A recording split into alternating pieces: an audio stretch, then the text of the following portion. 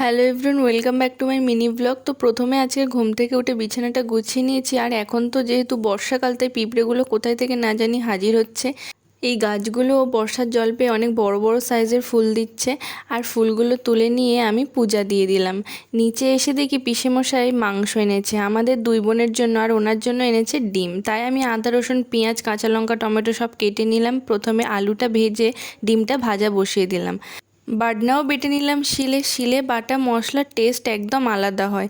আলুটা কড়াতে ভাজা হয়ে যেতে দিয়ে দিলাম এলাচ, গোটা গরম মশলা, পেঁয়াজ, কাঁচা লঙ্কা, টমেটো। এগুলো দিয়ে মশলা দিয়ে ভালো করে কষিয়ে নিলাম। যেই দেখলাম তেল ছাড়ছে তখনই মাংসটা তুলে দিলাম। জল দিয়ে একটু ফুটিয়ে নিলাম। ব্যাস, আজ দুপুরের খাওয়া জমজমাট। বিকালের দিকে ছাদে গিয়ে দেখি মেঘ করেছে, তাই জামা কাপড়গুলো পাট করে নিলাম। আজ সন্ধ্যায় এসেছিলাম স্টেশনে পিসিকে আনতে। চললাম হোটোরে।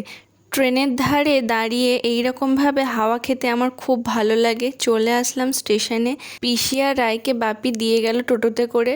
রায় আর পিসিকে নিয়ে চললাম সুভাষগ্রাম। ভিডিওটা ভালো লাগলে চ্যানেলটাকে সাবস্ক্রাইব করে পাশে থাকবে। বাই।